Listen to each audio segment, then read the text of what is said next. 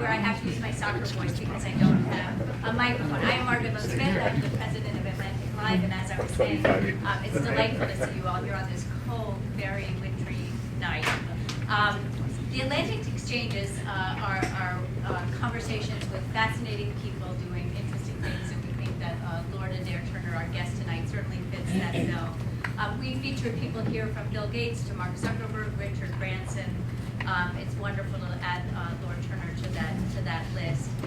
You can tweet about tonight's events. We have the Atlantic_Live, and use the hashtag ATLX if anybody wants to tweet about tonight's conversation.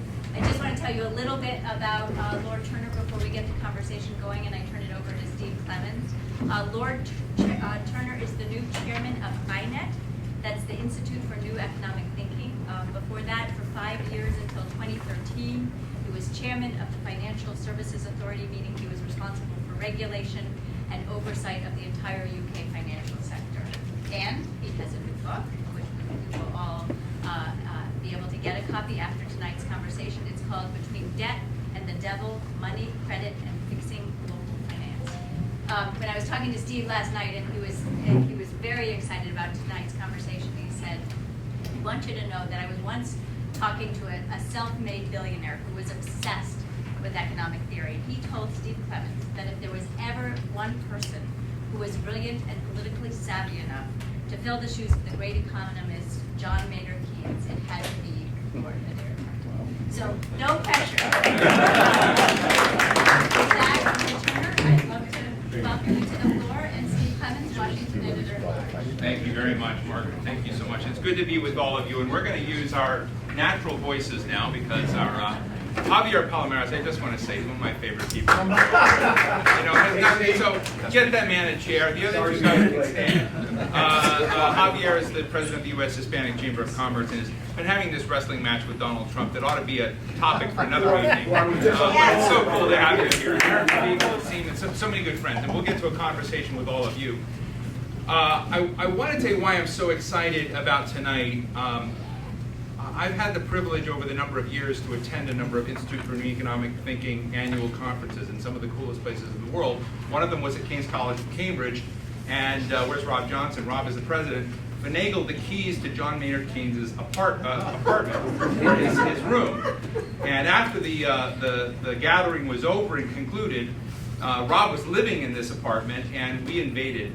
And I convinced people that where Keynes had really dreamt up the kind of modern economic system was from a bathroom and a bathtub that hadn't been modernized. And I convinced some of the world's leading central bankers, including, I had Rob in the bathtub, I got Joe Stiglitz in the bathtub, I got some people from Sweden, but took their photos in the bathtub, and so I have them as leverage for the future. Well, I didn't get Adair in the bathtub. It was at that forum that somebody told me that he was the only one who could really be the successor of Keynes. But these INET conferences were very important because we live in an age of uncertainty about how our system is put together. How does the mathematical equation of economics work? And I just love both the beginning and, frankly, the end. And I've been zipping through the middle as fast as I can. But the premise of Adair Turner's book is The Crisis I Didn't See Coming. And at the end, he asks what was the Queen's question when in early 2009, she visited the London School of Economics and said, why didn't anyone see this coming? And it raises this fundamental question about blind spots in economics. And I think that is what I think in part tonight is about. And I want to ask you, I thought it might be cool to do a drinking game that every time the word debt came up, we could, swig one, right? But I don't think we would make it to dinner. We would. So I'm interested in why you've written this book and how you see the blind spots and how profound are they in modern economics? Well, why did I write the book? So I became chairman of the UK Financial Services Authority very specifically on Saturday, September the 20th, 2008, which was 5 days after Lehman Brothers had collapsed. And I took over a job which was rather like becoming captain of the Titanic after you've hit the iceberg, but before you've actually sunk. And so I spent the autumn of 2008, struggling with what we were going to do to stop this crisis, snowballing into a complete collapse of the financial system. And when we got that job done, and by early 2009, we thought we've done enough to stabilize the system. And I then spent 5 years of my life as chairman of the major policy committee of what's called the International Financial Stability Board, designing the details of the re-regulation of the global financial system. And I think we did a pretty good job in what we actually did, which was to put more capital into the system, more liquidity in the system, deal with the too big to fail problem, etc. And I think the financial system itself is much less likely now, touch wood, to produce a sudden self-reinforcing financial crisis like it did in 2008. But I became increasingly convinced over those years that while we were doing a good job specifically on the internal resilience of the financial system, we were only skimming the surface of why essentially 2008 occurred, but also crucially why the crisis of 2007-8 has cast such a long and difficult shadow, why it's been so difficult for the advanced economies to return to robust growth. And I wrote the book to sort of explore why that is the case. And I ended up believing that, yes, one of the crucial reasons was that too much debt had been accumulated, so that's another little shot there we better take. Give me a bottle. But also, that one of the interesting things, and it's a blind spot point, is how we ignored it. Here's the essential fact. In 1950, private debt to GDP, private debt to national income, so this is the debt of companies and households in all the advanced economies together, was 50%. By 2008, that 50% has turned into 170%. And it grows pretty much every year from 1950 to 2007, and it grows at an accelerating rate after 1990. But what is really interesting, and this gets to your blind spot question, is that as that debt increase occurred, it produced very few alarm bells among finance and economic academics. Essentially, finance academics told us stories about why we needed debt and why economies like India might have a problem if they didn't have enough debt in the system. And macroeconomists, monetary theorists, they ignored debt. They said debt's unimportant, we can ignore the details of the financial system. And almost nobody, or very few people, or people who were really marginalized, like Hyman Minsky, said this build-up of debt will produce a disaster. So there was a very major blind spot as to the importance of the financial system, the increase of debt, the increase of bank balance sheets. And part of the job, part of what I do in the book is not only deal with the policy issues which have been created by this build-up of debt and what we do to stop it happening again and what we do now that we're in this debt overhang malaise, but also why? Why did we not see it coming? Why was such, so in retrospect, an obvious huge development largely ignored by academia? Well, let me ask you a question about whether it takes two impulses for that to have happened. One is that if you look at, and we both have an acquaintance named Richard Vague, who's looked at other crises and other G20 economies over the last century. They have two characteristics. One is very rapid rise over a very short period of time of the expansion of private sector debt, and the other is the aggregate level of private sector debt above 150% of GDP, and you can see this in case after case. But another part, the alarm bell part, I want to ask you is, does the system get seduced into sort of corrupt relationships, that fundamentally the story is partly a structural corruption of the engineering of the system that needs that, and do you call anyone out in there? Well, I do address that question, and I think there's a great phrase in an article by Jagdish Bhagwati about why did people fall in love with the idea that capital flow liberalization across the world is a great benefit, even though there's very little empirical evidence that it's produced benefits. And he has this wonderful phrase that, like most things that goes wrong, it is a combination of interests and ideology, right? And you have to understand both. And by ideology, I mean idea systems. That's what an ideology is. So yes, there are interests at work. Yes, you have major institutions which themselves want the financial system to keep growing and growing. And so when politicians say, isn't this getting a bit dangerous, they deploy lobbyists to prevent regulation.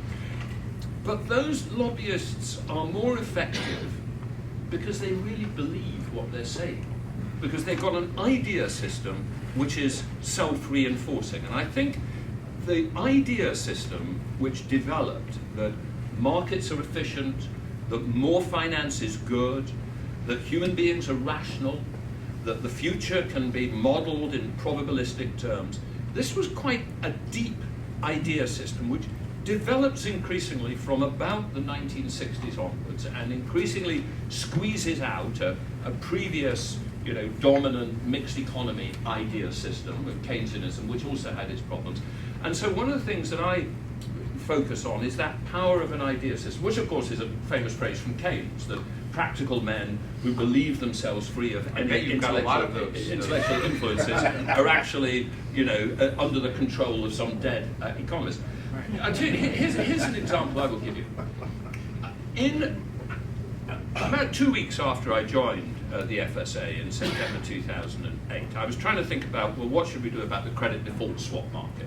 And there were various people, they included George Soros, they included Warren Buffett, who had said, this credit default swap market, I think it was Warren Buffett who said this is a weapon of mass financial destruction. Right. And I was talking with my staff experts about, well, should we regulate this, should we do this, should we do that? And they said, Adair, be very, very careful. If you do that, you will restrict liquidity in the market, and that will make it more difficult to extend credit. And actually what you realize there is these were good people, intelligent people, doing a good technical job, but they were caught within an idea system in which more liquidity was axiomatically beneficial and restrictions on liquidity axiomatically bad, and in which more credit was axiomatically beneficial. And people fall into these belief systems in which it's very difficult for them to think outside it. So yes, I think there is a role of interests. I think it's more powerful here in the US, where you have the extraordinary power of money in campaign contributions and lobbying. In the UK, I would say what went wrong in terms of our focus on light touch regulation had less to do with direct money-based interest doing lobbying and had more to do with a whole generation of thinkers, economists, central bankers, regulators, essentially falling in love with a particular set of ideas. Well, just one short drill down on that topic. In the US, you had some major battles among the financial policy gladiators over what the appropriate policy course was. I'm reminded of Sheila Bair of the FDIC, who believed that there were too many incentives for bad behavior, and you had to cut that. There were no, the institutions were not too big to fail. That if you began to acquiesce to that, you actually fed the beast and created ongoing echo effects and problems. You had others that were there. I hosted something recently with Sheila and Hank Paulson, where Hank said, deep down, I basically agreed with her, but then she would say some things that made his jaw drop and hit the floor trying. But in the process of it, when you look at those relationships and how institutions were protected, it brought me into something. Many of us have worked in this town, in the House and Senate, on policy issues. And most of America thinks the private market clears itself, that there's an invisible hand, that there are winners and losers, that private sector just deals with it. But what has really happened is the government has become, has injected its hand into business. Tax dollars become involved. You see government balance sheets grow like crazy to try and cover the private sector. So how do you undo that knot? Because it seems like most, whether it was Spain, Portugal, Italy, if you go back, and look at the government balance sheets, they're now ridiculed as being nations that couldn't keep their accounts in order. But if you looked at them before the financial crises, they were in balance. Yeah. Well, a few points there. I mean, it's interesting. Be interested to have Sheila here. Sheila, I agree with. She's watching. Yeah, yeah. I agree with Sheila on many things. Disagree with her other. I think Sheila falls into the camp of people who believe that the core of the problem is bad incentives. Right? That there's a set of easy options in the system whereby bankers get away with taking highly leveraged risks on the upside, and then they don't pick up the downside, that they essentially have, they enjoy a put option. I sort of partially agree with that, but I also don't think that we should fool ourselves that we will fix this simply by producing better incentives. I think there's a deeper thing going on. I think you have to go back to the fact that banks create credit, money, and purchasing power. And that the cycle of the relationship of that and the price of assets is hugely powerful. More credit produces more asset prices, produces more credit. And that in the upswing of the cycle, it isn't just that you've got a whole load of people who are thinking, well, I'll do some terrible things, but I'll be out of here before, things hit the fan. They are taken in with the upswing of the cycle, with the irrational exuberance like everybody else. So I actually have a rather deliberately provocative chapter in here, which is called Irrelevant Bankers in an Unstable System. And I did it to make the point that if we made all the bankers in the world as honest as possible, if we made sure that when they made mistakes, they set the consequences, I still think we'd have a problem. And actually, let me give you a quote from Friedrich von Hayek, who, I basically used to think of myself as a Keynesian. I am a Keynesian in many words. I think Keynes was an absolutely brilliant person. And people often think that Hayek is the polar opposite of Keynes. Well, actually, one of the things I've done as part of reading this book is go back and read both Keynes and Hayek. And it turns out there is wisdom in both. And Hayek said, how nonsensical it is to formulate the question of the causation of cyclical fluctuations in terms of guilt, and to single out, e.g. the banks, as those guilty.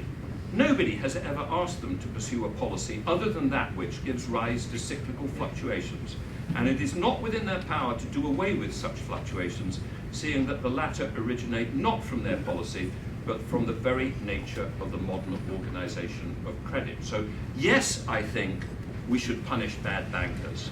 Yes, I think people should be paid with bonuses that don't get paid for many years and get lost if things go bad. Yes, I think we should have all sorts of ways of improving incentives. But there's something really, really deep here about, as Hayek calls it, the modern organization of credit, and the ability of the banking system to create, unless we constrain it, limitless quantities of money, credit, and purchasing power. And that's the sort of crucial theoretical issue which I try to explore in this book. One of the solutions you suggest to the debt trap is writing off debt, workouts essentially. Is that right? Well, partly, also what's called monetization. Right, monetization. Monetization. So Okay. I think that the core of what we've got to understand is there is so much debt in the world now that we are trapped in a situation where the debt doesn't go away, it just moves around the economy.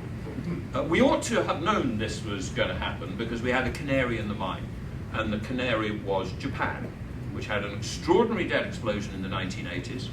In the 1990s, Japanese corporates, which all feel themselves over-leveraged, attempt to de-lever. The only way that the economy balances as the corporate sector de-levers is because the public sector runs huge deficits. But the net effect is that while corporate sector debt to GDP slowly falls from 140% to 100% of GDP, public debt goes up from 50 to 250% of debt to GDP. And if you looked at what happened in the US, in Spain, in Ireland, in the UK, and in all the advanced economies together since the crisis, it is a repeat of that pattern. Too much private debt gets built up before the crisis, attempted private deleveraging, the debt doesn't go away, it just moves over to the public sector. And if you look around the world, and this is an analysis I very much share with Ken Rogoff, who produced that book, This Time It's Different, I think there's just so much debt that if you think we're going to grow out of this debt by just having growth and slowly the debt to GDP ratios will decline, you're just not looking at the mathematics. That is not going to occur. To get out of this debt, we will either have to write off debt, and we can debate whether that's possible or not. It turns out to be very politically difficult. So some people say what ought to have happened in 2009 was, in the US, a coordinated, across-the-board write-down of mortgage debt. But here's the political difficulty. Suppose you say, okay, we're going to write down the debt of everybody who's now underwater, right? Everybody who's in negative equity. Everybody who has more debt than their house is now worth. Well, what you get is a political reaction of the person who's not quite underwater. He said, why is that guy getting his debt written off? You know, these things are very difficult to coordinate. So what we tend to do is just let the private sector delever, let the public sector take the strain, but then we have this problem, what are we going to do about public debt? And we're not quite sure how to deal with that. Now, what I have argued is that in those circumstances, we are in such a deep deflationary trap that we should be willing to stimulate the economy through what Milton Friedman called helicopter money, which is governments running fiscal deficits which are not financed with debt, but with permanent central bank money. And that is the devil in the title of the book, because So printing... did you ever get your soul back? You never, well, yeah. Well, I'll tell you the story of the devil. Many of you may not know it.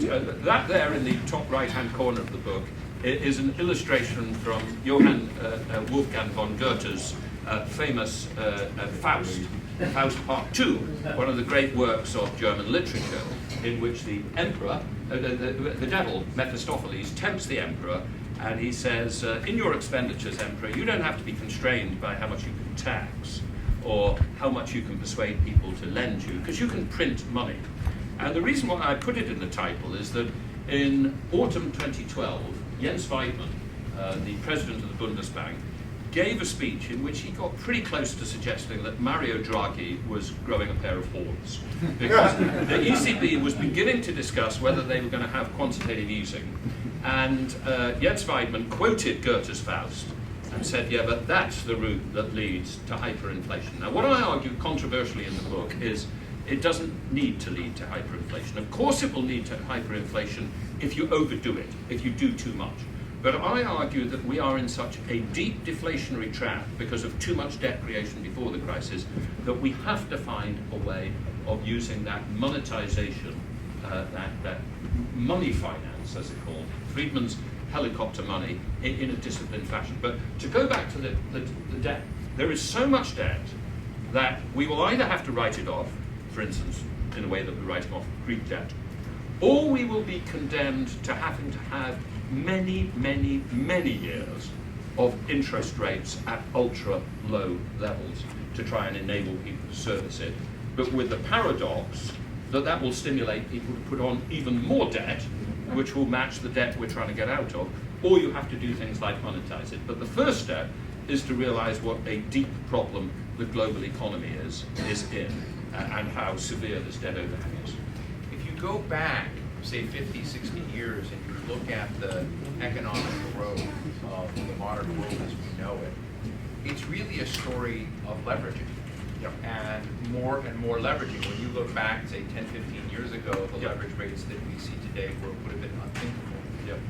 And you go back 20 years before that, you go back essentially to the period of growth after World War II. Yep. And the story of economic growth in the world is a story of increasing leverage. So is there a way to escape just more and more debt if you in fact want to have a pro-growth world? That's one of the crucial questions I ask. You can think of the sort of essence, the stylized fact of the advanced economies for the 20 years before the crisis as being this. We were achieving about 5% nominal GDP growth. And the central bankers of the world were patting themselves on the back and saying, well, 5% nominal GDP growth, that's pretty good, because it combines sort of 2% inflation and 2.5% real growth, and it's pretty steady, and we've got a great moderation. We've no longer got the big seesaws of high inflation, etc., that we used to have early in the 20th century. The only trouble is that that 5% or so nominal growth year after year was combined year after year with 10 to 15% nominal credit growth. And so with your numerator growing faster than your denominator, the leverage ratio is going up and up and up. And it's a simple fact that that's not an economy in equilibrium, and eventually something has to give. And one of the crucial questions I ask is, did we need that credit growth in order to achieve that real growth and moderate inflation? And I argue that we didn't essentially, but we did because of three things that we've got to address. I think there are three reasons why we have an over-credit intensive economy. One is rising inequality. As economies get more unequal, there is a phenomenon that richer people have a lower marginal propensity to consume and a greater marginal propensity to save than poorer people. So they will attempt to save more. And unless there are a naturally arising set of new investment opportunities to match that savings, then you will have a deficiency of demand in the economy, unless the savings of the rich are picked up and are lent to the middle and lower income people who are attempting to make up for somewhat stagnant earnings by borrowing money. And that, I think, is a key element of what was going on in America before the crisis, summed up beautifully, but for instance, by Raghu Rajan, now the governor of the Reserve Bank of India, in his great book, Fault Lines, where he has a chapter which has a wonderful title. He says, faced with rising inequality, all that America could really answer is, let them eat credit. And that was the reason. So rising inequality is, I think, will tend to create a more credit-intensive economy. There's also an issue about real estate. Modern economies are naturally real estate intensive, right? They're bound to be. An increasing share of wealth is bound to be in real estate, an increasing share of the capital asset is bound to be in real estate. But unless we're careful, unless we constrain the banks, what we will get is these extraordinary cycles of lending against existing real estate, which drive up the price of existing real estate, which are not essential to the growth of the economy, because a lot of them are the purchase of existing assets, but which produce an increase of debt, which once confidence breaks and creates a problem. And then the third factor is global imbalances. If, as today, Germany is running, and this is an extraordinary fact, if Germany is running an 8.5% of GDP current account surplus, this is unheard of and a huge imbalance in the world. If it is running in that, unless German people and companies are buying the equivalent amount of real assets or equities overseas, that is bound to be matched somewhere else in the world by an increase in debt. So one of the things that I say is, unless we can find a way to deal with global imbalances. So Germany's performance actually is a disruptive force. Well, it's I love to tease German friends, and I will do this again at a couple of lectures I'm giving in Munich and Frankfurt. And the way I tease them is going to say, when are you Germans going to get worried about your out-of-control, credit-dependent economy? And they go, what are you talking about? I mean, we're Germans, you know, we're not credit-dependent. And I say, you are, it's just the credit that you're dependent on is somewhere else in the world. You know, before 2008, the German economy grew because of uncontrollable credit growth in the UK, the US, Ireland, Spain, other bits of Europe. For the last 5 years, it's been heavily driven by an unsustainable credit growth in China. China over the last 5 years has had an enormous increase in leverage. It's gone from about 130 to 240% of GDP. Germany, of course, is the great producer of capital equipment goods in the world. A lot of those go into China, and Germany is now very vulnerable to the unwinding of the Chinese credit boom. So you have to, one of the things here, you have to take a global point of view. You can only make sense of this credit dependency if you look at the overall global picture. Okay, we're going to try and do something here, which is I've never done before. I'm going to ask a question. I'm going to line up the next three from all of you. My colleague Rob Hendon, who's our brand new executive producer, joined us from Face the Nation and CBS, joined Atlantic Live, is going to take over for 10 minutes because I have to appear on MSNBC on 4th floor here for 10 minutes. I will be back. I'm a TV star. If I don't show up, someone will take my place. So, you know, but let me ask you, one of the things I love about Rob Johnson and INET conferences is that while you get discussion of macro, and I'm very seduced into believing that you're right, you've got something there, the micro really matters. They're coming down to the human level, looking at what happens with real people. And I guess where I'm left doubting a little bit your perspective is when you come back to that owner of the home mortgage, Yep. the person that's underwater versus the person who worked really hard to get out, and so you feel like there's some moral hazard there. I saw a lot of moral hazard that nobody worried about in finance and Wall Street with the big institutions. But I'm wondering why we can't take a step further and say, okay, those people who were screwed by the structural corruption of that system, why can't we allow them to find a pathway out of that debt load, stay in their homes, and perhaps assign the growth and gains of the future of that house to the fiscal agents that are carrying that loan? In other words, they're not going to benefit from that, but you can solve other public goods problems with something saying that was such a unique lightning strike of misery in the system that you can behave differently. And as you're answering that, because I want a really good answer, I want to have Reed Detchen of the UN Foundation. He's really cool, wore jeans, and I'm proud of him for it. UN Foundation. Eric Spiegel, the CEO of Siemens, and Javier Palomares of the U.S. Hispanic Chamber of Commerce. You guys are lined up, and then it's all Rob's, and I'll be right back. Okay. Rob, I'll be right back. Well, okay, I'm asking that first, and then we go to the others. Right. So the micro point of view. Look, it makes a lot of sense. People are tempted into loans by hard selling techniques. I, for instance, have come out against in the UK a phenomenon. This is a micro phenomenon. I don't think it's macro important, but I think it's absolutely noxious, in which large numbers of low-income people who are, up against it economically, have been tempted by high-profile advertising to borrow money not at 5% or 10%, but at 50% or 500% or 1,000%. They're called payday loans.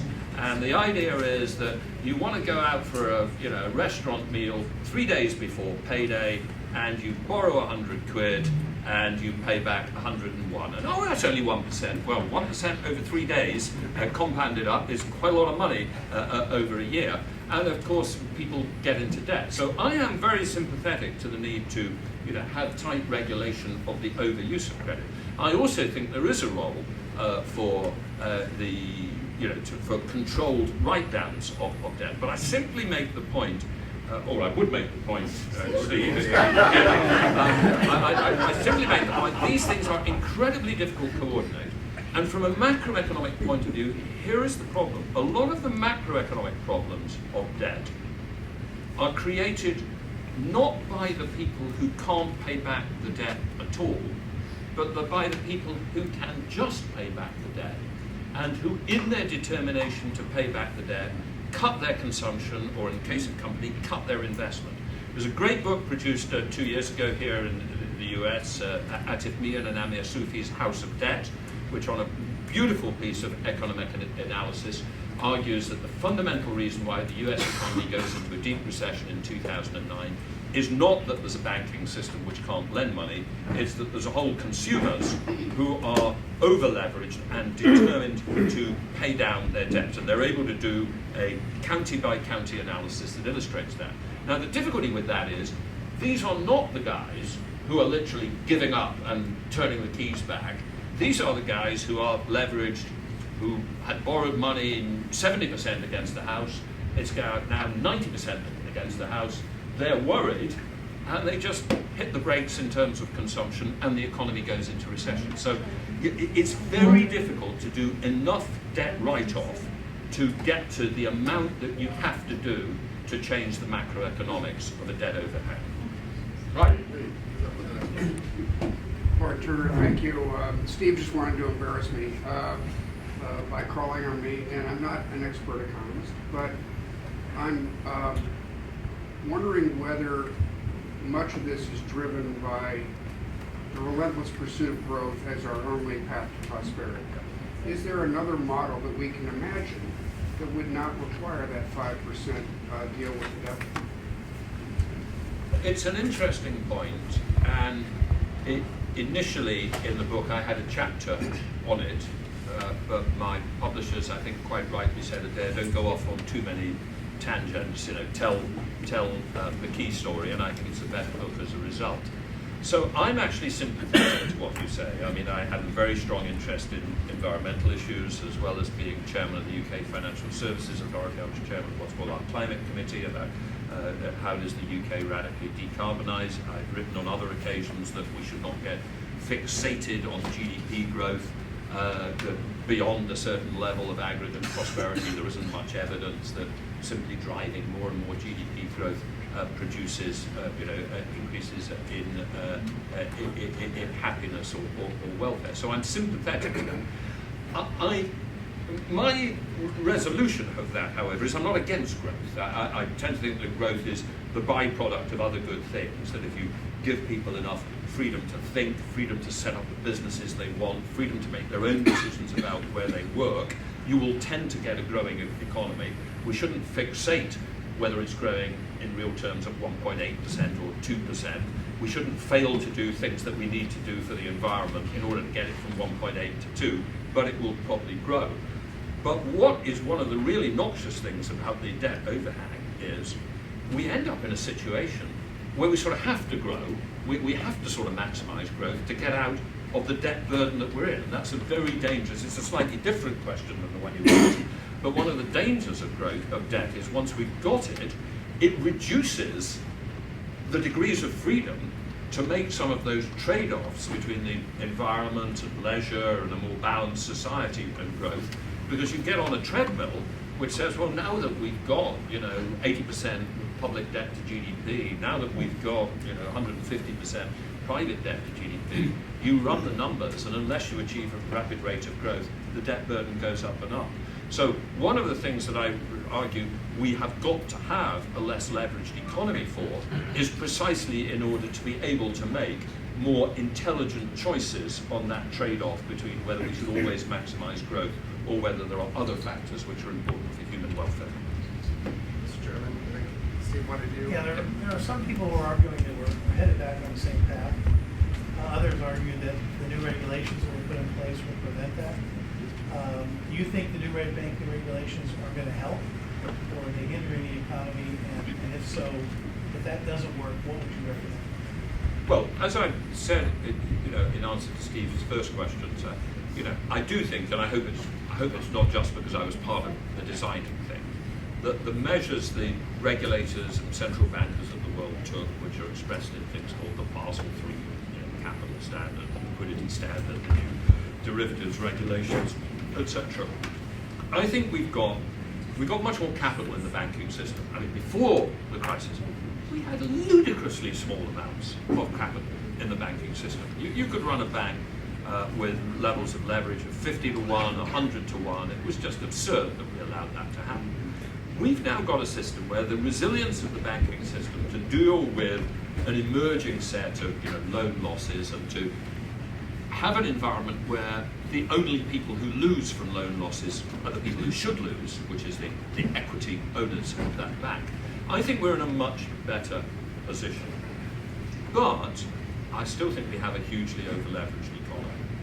And I think there are enormous risks from that. For instance, let me give you an example. China. I've been following the Chinese economy very carefully for the last 2 years and really shocked that the Western markets sort of ignored it till May or June this year. Although I think you could see this train wreck coming, miles and miles in advance. This is a hugely over-leveraged economy, which is now going through a very significant slowdown, which has uncontrollable levels of, unsustainable levels of debt. I don't think this is going to produce bank failures, because I think the Chinese authorities have the ability to bail out banks, to move the debt onto the central government balance sheet. But I do think it's going to have, and is having, an enormous deflationary effect on the world, which you can see throughout the East Asian supply chains, which you can see in the commodity producers. So my basic theme is, yes, the financial system itself is, I think, much less likely suddenly to generate those unexpected, self-reinforcing sort of liquidity run type cycles that we saw between 2007 to 2008. But the fundamental problem of an over-leveraged global economy is we are stuck with. And there are some very interesting new areas of debt that we should watch very carefully. Here in the US and in the UK, I think the build-up of student debt is going to unsustainable levels, and we're going to end up with debt which people are going to write off, which is also going to have a depressive effect on their ability to buy houses and to consume within the economy. So the financial system itself, I think, and I hope, is a bit more resilient than it was before. Lord Turner, after having spent an entire day talking to members of Congress, it's so refreshing to actually listen to a dialogue that's a little bit intelligent. So thank you for the break of the day. As we as a nation look at the specter of another presidential election,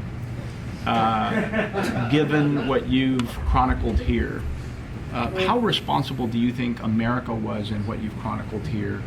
More importantly, on a going forward basis, what role do you see us having? And then finally, given the selection that we have and the roster that we have to select from and potential leaders of the free world, who do you think might be best equipped to help us?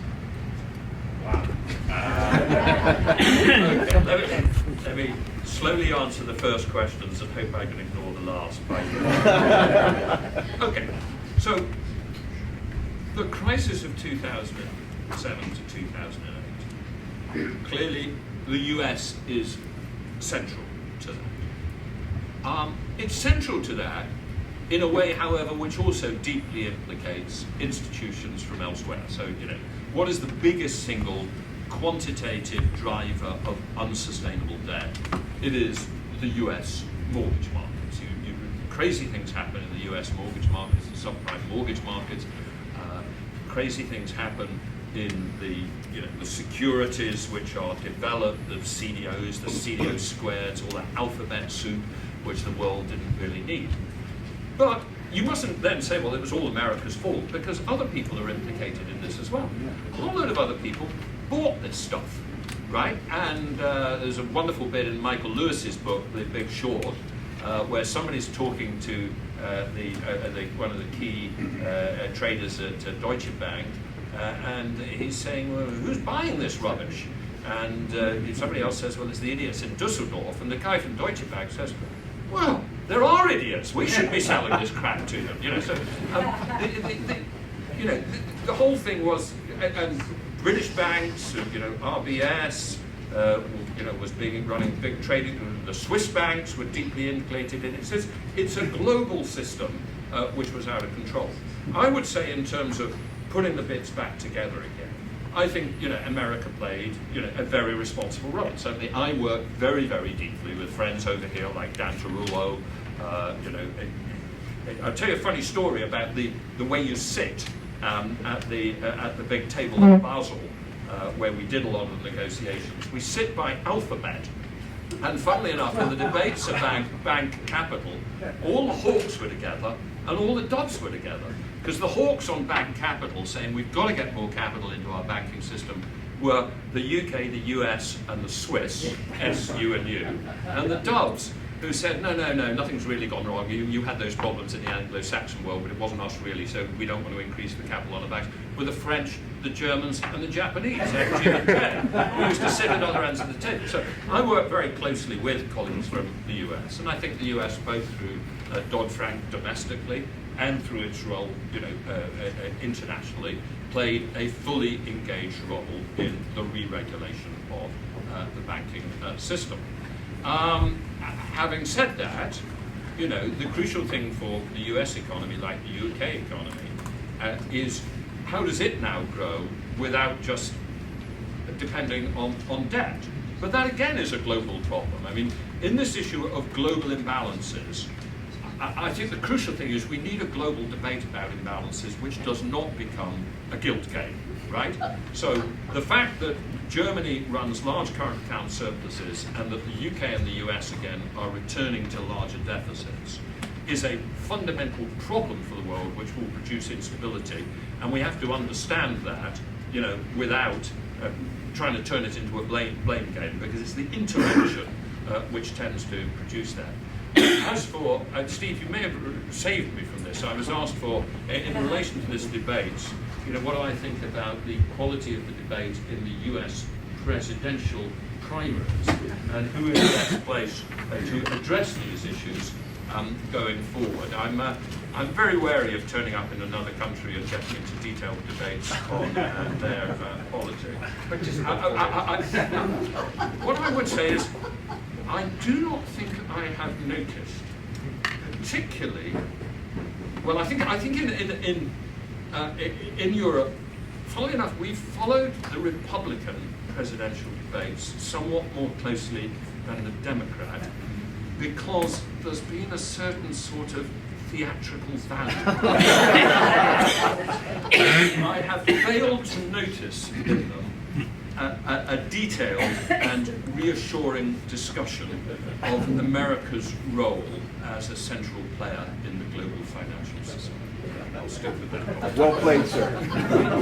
We go to Warren Coates here. Lord Turner, you spoke favorably of Friedman helicopter money, Yep. liquidating some of the debt. You didn't mention the Chicago plan. Yeah, the Chicago plan. Yep. 100% Yep. reserve. 100% reserve against demand deposits are already held in the central bank. You would just lock them up. Yep. But if you extended that to time and savings deposits, took the banking system out of credit creating altogether and made them, that would absorb a great deal of the debt. What are your views on that? Good. I didn't talk about it, but I do have a chapter, which is entitled Chapter 12, Abolishing Banks, Taxing Debt Pollution and Encouraging Equity. And I address within that, should we abolish banks? Now, for those who are not familiar with what we're talking about here, in the aftermath of the 1933 collapse, a number of economists who, in all other respects, were really extreme free market economists who believed very much in capitalism and free market economy. Irving Fisher, Frank Knight, Henry Simons, founding father of the Chicago School of Economics, essentially argue that we made a category error, and that you cannot treat banks like restaurants or auto manufacturers or hoteliers or clothing manufacturers. You can't apply to them the same ideas that you just leave it free to open competition and everything will be fine. And in particular, they believe that we created a sort of category error in handing over to banks the capacity to create credit, money, and purchasing power. They fundamentally said money should be created by the federal government, right? Or it should decide how much money there is in the system. And the banking system should not do fractional reserve banking. It should be 100% reserve banking. It should be able to enable people to have the benefit of not having to wander around with huge wads of dollar notes, but to hold their banks in convenient deposit accounts. But those deposit accounts ought to be 100% backed by monetary base, reserves at the central bank. And if you did this, and Henry Simons argued it very clearly in his article, Rules and Authorities in Monetary Systems, and by the way, Friedman argued for it also in 1948, they argued you'd have a much more stable system.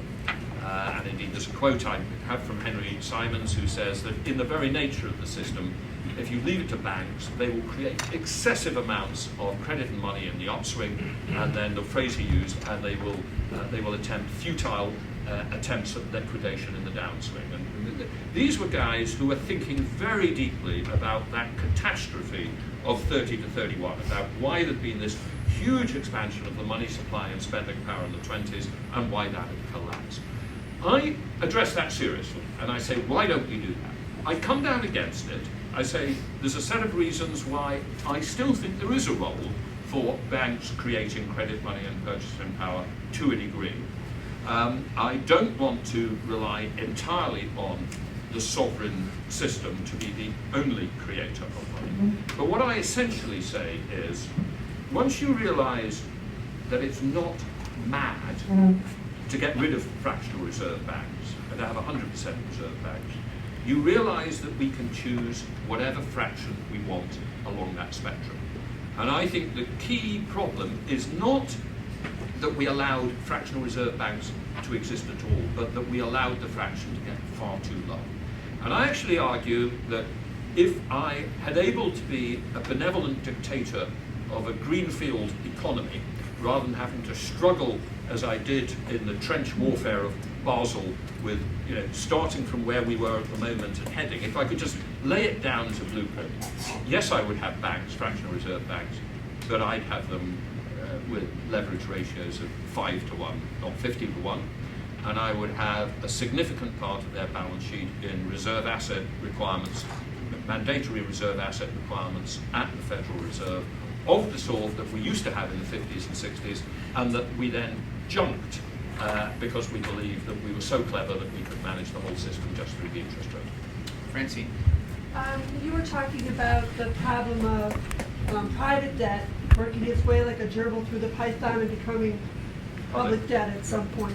To what extent does this disease of tax avoidance, multinational tax avoidance, contribute to that problem? Well, yeah, obviously, tax avoidance of any sort, either by individuals or by financial institutions or by corporations, will make it more difficult for states to balance their books in a reasonable fashion while providing, a reasonable level of the public services and the redistribution that modern capitalist economies need in order to be, functioning good societies. So it certainly complicates things. It's almost, I don't think it's particularly relevant to why we get the cycle. It's just a permanent complication, which certainly we should try, as best possible to address. And I think there is beginning to be an increase of international attempts to coordinate action there, but we need more action. Right in the very back. Hi, yes. You talk about Japan on chapter 14, how they did deleveraging and how they did not listen to Bernanke. Here in America, unfortunately, low income and people living in poverty, they normally get the back end of everything, but those funds are always appropriated for them, but they never actually reach the community. How can we do a better job in making sure that when we use the word low income and poverty and get those and collect those funds, that we actually put them into the communities that we showcase and put on the news and broadcast? Well, I don't get into the details of that, and I'm not an expert in that. I mean, what I'm fundamentally arguing for, and it's interesting, you mentioned Bernanke. Ben Bernanke in 2003 in Japan said, you are in such a deep deflationary trap that you're only going to get out of it by having tax cuts or public expenditure increases which are permanently financed by central bank money. And that's when Ben Bernanke got called Helicopter Ben, and then I think there was a sufficient reaction to it that thereafter Ben really didn't refer to that again. And I believe, I haven't read it, that in his biography he describes how he was somewhat chastened by the way that he got the title a Helicopter Ben and was very careful. But he was absolutely right to say that in relation to Japan. Now, I argue in the book that we need to, if we use this tool, what I call overt money finance, what Friedman called helicopter money, an interesting point here, the key proponent of helicopter money in the past literature is not some mad inflation-loving socialist. It is Milton Friedman. Just ought to be a little bit of pause for thought as to whether helicopter money is bound to lead to hyperinflation. How likely is it that Milton Friedman would have proposed it if that were the case? What I argue in the book is that the quantity of money finance should be tightly determined and should be in the authority of an inflation targeting central bank. That they should be able to say, look, the maximum that the government can do to stimulate the economy is X billion dollars. Because I don't think you can simply hand it to a government and say, freely use that tool, because they will overuse it. But then, when you get to how you use it, here's a couple of things you have to think about if you use overt money finance and fiscal deficits. One, it's got to be credibly one-off, right? You've got to be able to say, I'm going to do this, I'm going to stimulate the economy, and cut it.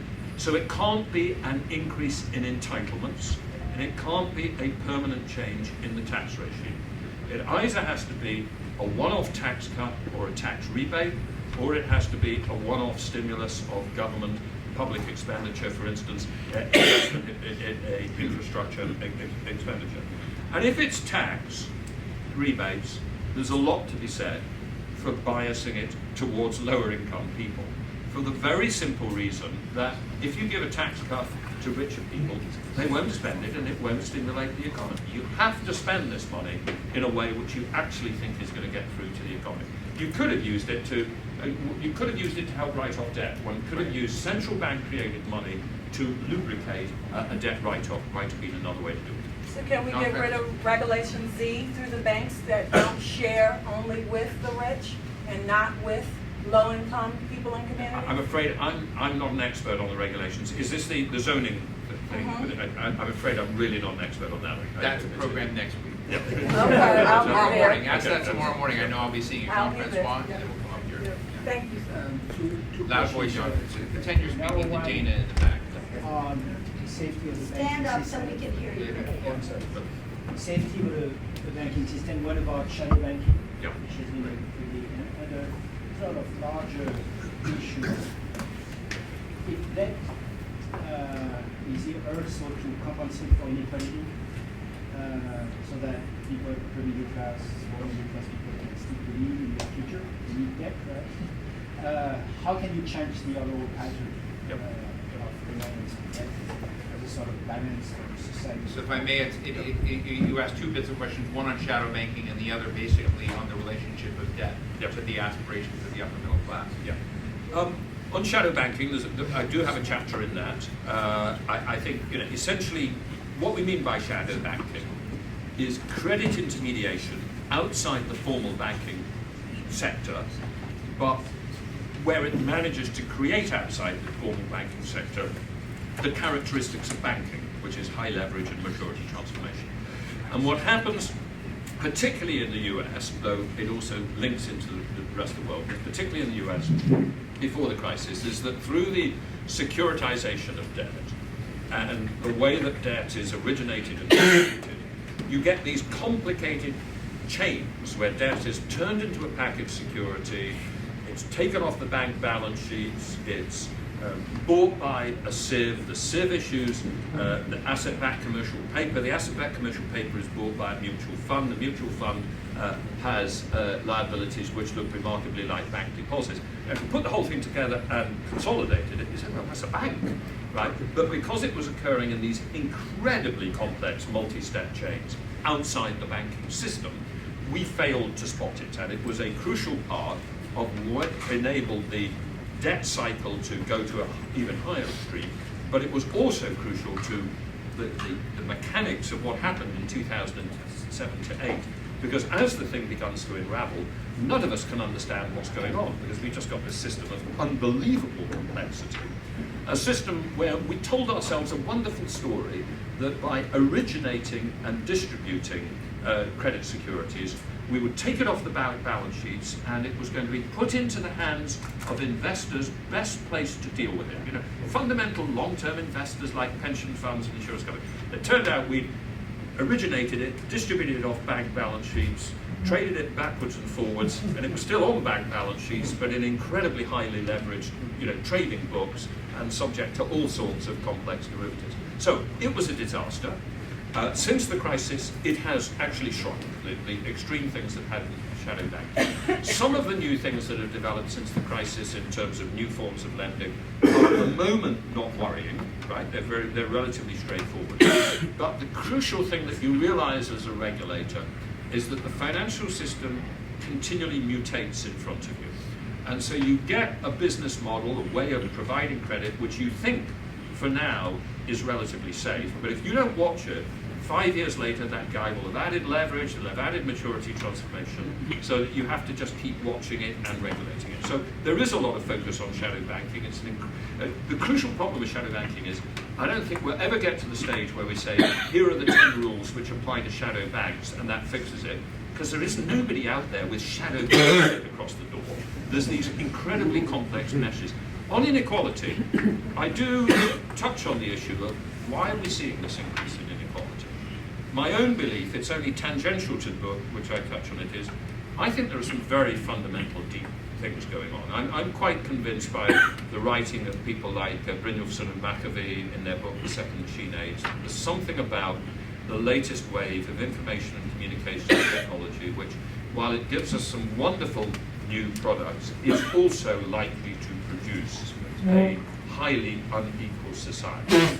And I think we have trends to inequality which cannot be entirely offset by what I describe as the nice, rich, liberal response to inequality. The nice, rich liberal who reads The Economist and the Financial Times observes inequality. My friends, I've got nothing against nice, rich liberals. Many of my best friends are nice, rich liberals. But their standard response to inequality is it's training. Oh, if only everybody has training and skills. I think we have to do that, but it's not going to be a sole answer. I think we have to just accept a degree of redistribution. I think we have to accept significant increases in minimum wages. I think we've got to have sort of basic incomes that people have as citizens of society. I think otherwise we probably are heading in the direction, and I don't know whether you know Tyler Cohen's book, Averages Over, of there's some fundamental, technological changes driving us towards an unequal society. Folks, we're right at the end, and I apologize. I need to go to Matthew because I promised. Joe can ask real quick answer. I'll stand up. So you spoke of a return to international imbalances right after the crisis. I would assume that means a return to the U.S. as the global consumer of last resort, right? That system is undergirded by the exorbitant privilege of the U.S. having the world's reserve currency. This week, the IMF established the RMB as a new reserve currency. Some observers have said this is the beginning of the end of the U.S.-led order with the RMB. Gravity change. Exactly, and the repercussions from what I just said, right, would be enormous if that's indeed the case. What do you think of it? So let's stop. Before you answer, let me get your question really quick as well. I got three of them. Is the Fed going to Is the Fed going to increase interest rates? Number one. Number two, what do you think about crowdfunding? And number three, we sued the Fed in 1998 and identified the crisis coming down the path. How do you get more people, and this is part of Black Lives Matter movement, to say that there's value in all of these communities? So how do you get more of a diverse opinion? And make yourself king of the world. The Fed will increase interest rates almost certainly at its meeting next week, but the increase of Fed interest rates is going to be incredibly slow. We are in a deeply deflationary world. If I had to guess, in 2018, US Fed funds will be no higher than 2%. UK bank rate will be no higher than 1.5%. The ECB rate will be 0 or negative. The Japanese rate will be 0 or negative. The Chinese rate will be no more than 2%. We are in a deeply deflationary world. The rates are staying lower for longer, and we're a long way from out of that. What was the other question? Crowdfunding is going to be sometime about 2025. Crowdfunding and peer-to-peer lending will produce bad loan losses, which will make everything the banks have ever done look like look like nothing. There is a huge amount of totally innocent capacity diving into this who appear to believe that you can lend without doing credit analysis and credit underwriting, and that's it. Now, Matthew is on reserve currency. The reserve currency. This is a very the SDR won't change anything quickly. There is a process of the internationalization of the RMB occurring. I think we really don't know whether you can have a sort of bipolar world in reserve currencies. Our past is that didn't occur, that as the the rise of the dollar necessarily meant the decline of sterling. I think it will be, there will be a greater role for the Chinese currency, but I still suspect that for the next 20 years or even more, there will still be, as it were, an exorbitant privilege of the US, an ability always to borrow money in its own currency, and therefore an ability to have a sometimes useful but sometimes harmful benign neglect to the value of the currency, which many other countries can't do. So I don't think we're on a sort of revolutionary move away from that, but the SDR may not be the most important element away from that. The more important element is the slow increase of the RMB, so far primarily in trade financing mechanisms, but I think that will slowly extend over time to capital market and financial markets as well. What we've heard in many of the questions tonight are people that have a great deal of expertise and proficiency in thinking about economic change, what's happening at the IMF or the Chicago program or others, that there's an ongoing R&D effort on how to get a healthy economy, right? How to get the right kinds of balances. And when you take these real world anomalies of imbalances in wealth, where you look at what we saw that you didn't see coming, and you acknowledged it quite boldly in your book, that in that realm, and you compare that to the traditional certainty of economic modeling and economists talking about it, it's a profound gap. And that's one of the reasons why I wanted to invite you here today, and why I admire what INET is doing, is that it is working through quite vigorously that gap between what we see, this R&D experiment that we all need to continue to work on, and the kind of failed certainty, of your profession that essentially failed the economic system and failed the citizenry. Do any final thoughts on that? On the final chapter, which is called The Queen's Question and the Fatal Seed, because the Queen came to the London School of Economics in about March 2009, and she said to the why did nobody see it coming? And why didn't you see it coming? And they wrote her a letter 6 months later, a wonderful letter. It said, "Dear Mom," because you have to address the Queen as Dear Mom. Dear Mom, there was a large collective failure of imagination on the part of many apparently clever people, which was a suitably brief letter. Let me give you a quote from Robert Lucas, President of the American Economic Association, in his presidential address in 2003. The central problem of depression prevention has been solved for all practical purposes and has in fact been solved for many decades. There was a very strong belief in the mainstream of modern macroeconomics that we knew the answers, that the combination of the rational expectation hypothesis and the efficient market hypothesis told us how markets operated, that provided we achieved low and stable inflation by the use of the interest rate, ideally following preset rules such as the Taylor rules, that provided we left the free market free to innovate and relying on its own self-interest, that everything would, as it were, be for the best of all possible worlds. And that was a very strong pre-crisis set of ideas and ideology. And I think it was based, and it goes back to the very first question you asked me, it was based on a false certainty.